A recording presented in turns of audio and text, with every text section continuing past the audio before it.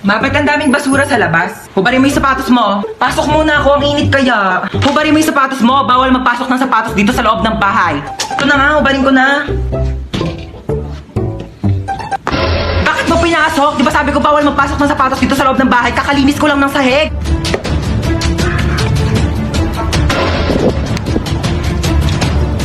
Lo, binato pa talaga yung sapatos ko sa labas eh. Pa yan, mga sapatos ko to eh.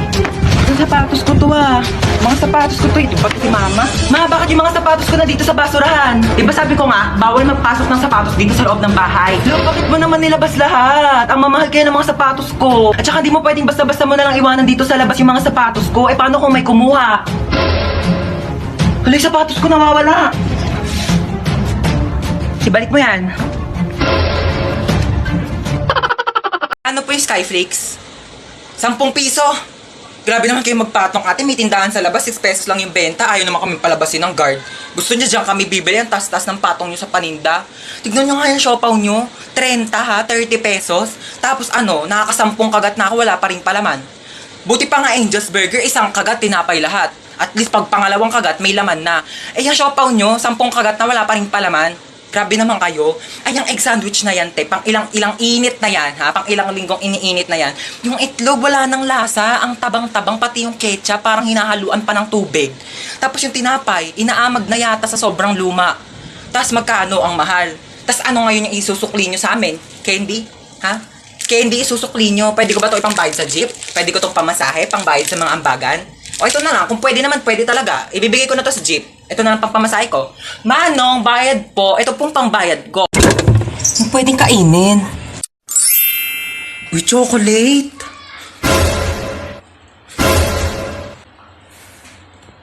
Ginagawa mo dyan? Iinom lang po ng tubig. Apo. Humanda ka sa akin chocolate ka, kakainin na kita bago ka pakainin ng mga kapatid ko. Dito ka muna, mamamalengke muna ako sa labas. Ulam natin mamaya, ha? Sige po, ma. Kala nyo, ha? Akin na to ngayon. Yes, chocolate. Kala nyo. Saan may batang yun?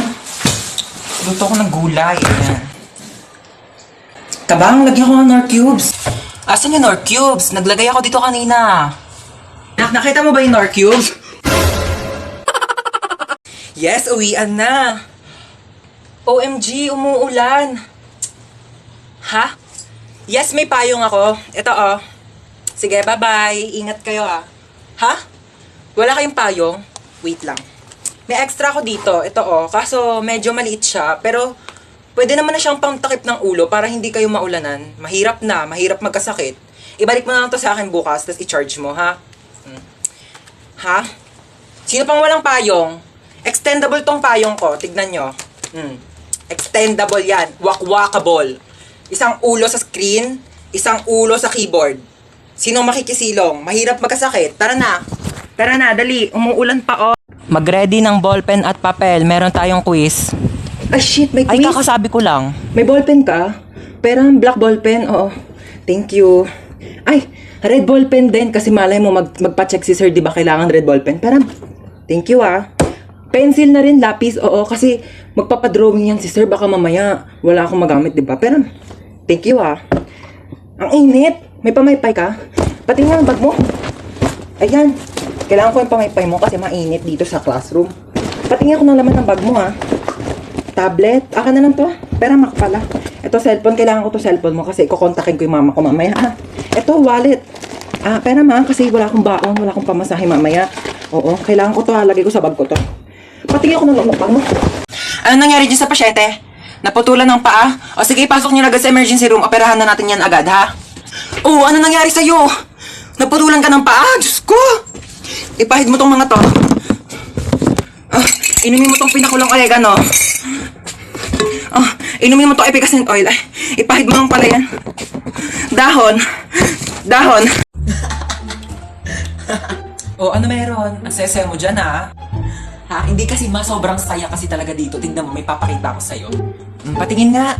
Dito kasi sa Litmatch, may mga nag-upload din ng mga nakakatawang picture at memes na talagang nakaka-good vibes. Pwede mo ring bisitahin yung profile ng mga tao dito sa Litmatch. At syempre, pwede ka rin mag-share ng mga saloobin mo dito at saka kung anong gusto mong sabihin sa mga tao. Pwede ka rin mag-upload ng selfie mo dito kung sa tingin mo sobrang cute mo ngayong araw, kaya i-share mo na yun sa kanila. Tapos maya-maya lang makikita mo na rin kung ilan yung bumisita sa profile mo. Tignan mo, ang dami na agad. Makikita mo yung mga nagko-comment at saka mga nagchat-chat sa'yo para kaibiganin ka. O, di ba sabi ko sa'yo, mag-e-enjoy ka talaga dyan sa Litmatch. O, di ba may mga bago ka na rin kaibigan. Kaya nga ma, sobrang saya talaga dito sa Litmatch. Buti na lang talaga pina-download mo sa akin to. O ikaw, wala ka pa bang Litmatch? Naku, mag-download ka na rin, nahuhuli ka na. Sobrang good vibes yung mga tao dito sa Litmatch and sobrang madaming features na talagang ma-e-enjoy mo. Kaya ano pang hinihintay mo? Tara na sa Litmatch, te. Ano naman? Tawag to. Hello? Oh, hello. Ano na naman ba? Ba kailangan mo? Hoy, nakabili na ako ng iPhone. Meron na akong iPhone. Ikaw wala kang iPhone. Wala akong pake. At least kompleto pa yung kidney ko. Bye na nga. Wait lang. Ano naman ba? Ano ba? Meron na akong jowa dyan. Ikaw wala kang jowa. Hoy, ano naman ngayon? Kung may jowa ka, wala akong pakialam. Di ako naiigit. Bye na nga. Mama! Ano na naman ba yun? Yung tropa ko may jowa na. Ako wala pa din eh. Jowa! Ay naku, yan lang naman pala. Ba't hindi mo itry mag-Zaki app? I-open mo lang ang Zaki app at mag-login ka through Facebook or Gmail.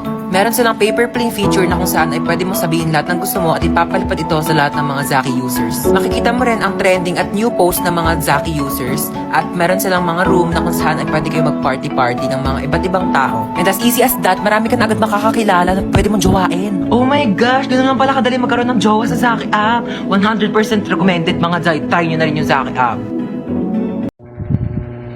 Hoy, magpaliwanag ka nga sa akin. Tumawag yung teacher mo, nagsi-cellphone ka daw habang nasa klase. Sino ka-text mo?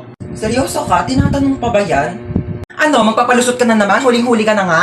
Eh malamang text ka ng text sa akin habang nasa school ako, tapos pag di kita re-reply, tatadtarin mo ko ng call. Malamang may karapatan ako i-text yung anak ko para kamustahin yung lagay niya sa school. Hindi pa nga ako nakakalis ng bahay, nagte-text ka na tapos di pa ako nakakarating ng school, may text ka na agad. Huwag kang lumayo sa usapan, bakit ka nagse-cellphone sa klase? Eh kasi nga nagte-text ka, kaya re-replyan ko. Ganito na lang, di na lang ako magdadala ng cellphone para di na magsabi yung teacher na nagse-cellphone ako sa klase. Hindi ka magdadala ng cellphone mo, para ano? Para di kita makontak? Tapos ano, magagawa mo na lahat ng gusto mo, magiinuman kayo ng mga kaibigan mo? Sumugot ka, eh di magdadala na lang ako ng cellphone, pero huwag ka na lang mag-text habang nasa klase ako para di ako sabihan ng teacher na nagse-cellphone sa klase. So ano, tinatanggalan mo na ako ng karapatan maging nanay mo? Hindi na kita pwedeng kontakin, ha? Sinisigawan mo na ako, sinasagot-sagot mo na ako. Ite-text ko na lang sa'yo! Hello, ma. Namimiss na kita. Puro ka talaga cellphone, ha? Kamusta yung mga yan, lola mo? Ay, hello po, lola. Kamusta po? Diba? As if naman magsasalita yan. Comatose na, diba? Puro ka talaga kalokohan, ha? Ay, hindi na po. Joke lang po, joke lang. Halalo, ba't na ako?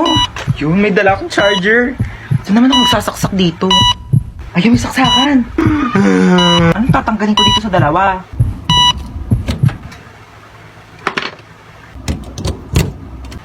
Ayun, nagcha-charge na siya. Mama! Lola!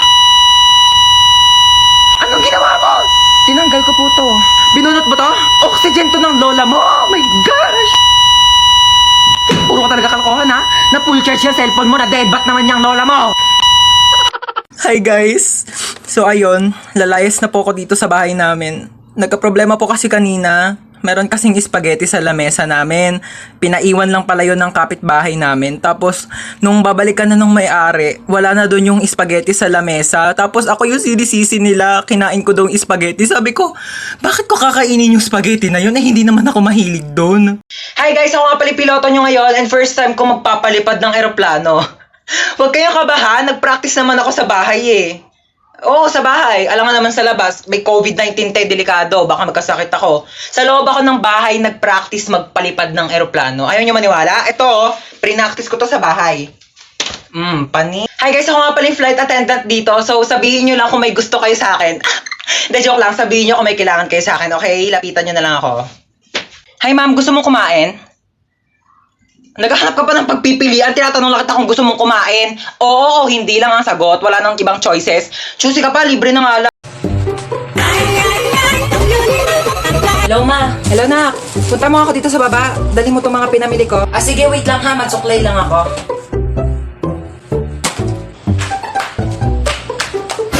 Batang to talaga.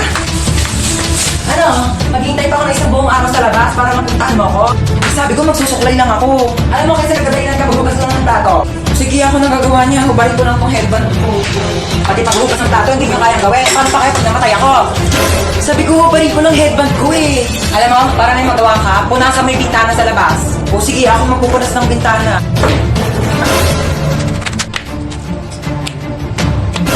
Pati pagpupunas ng bintana, di mo kayang gawin. Maghihintay pa ba ako magkusa ka? Uy Mare, kamusta? Happy New Year! Happy New Year! Ano New Year's resolution mo? Nako, magiging mabait na ako sa anak ko at saka di ko na siya papagalitan. Talaga tama yan, kasi parang lagi mo yata napapagalitan yung anak mo.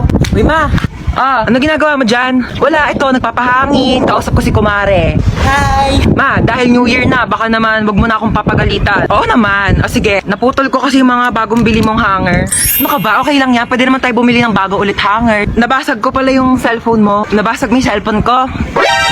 Ano ka ba, nak? Cellphone lang naman yan eh. Pwede naman natin palitan yan. Bibili na lang tayo ng bago. Nawala ko pala yung mga mamahalin mong Tupperware dun sa kusina. Ano ka ba? Pwede naman tayong bumili ulit ng Tupperware. Hindi naman yan ganun kamahal. Okay lang? Mare, pasok na kami ha. Ay, sige, enjoy kayo, Mare, ha? Kakain tayo sa baba. Sige po. O, kala ko ba kakain tayo? Oo nga, kakain. Itong chinelas ko, kainin mo.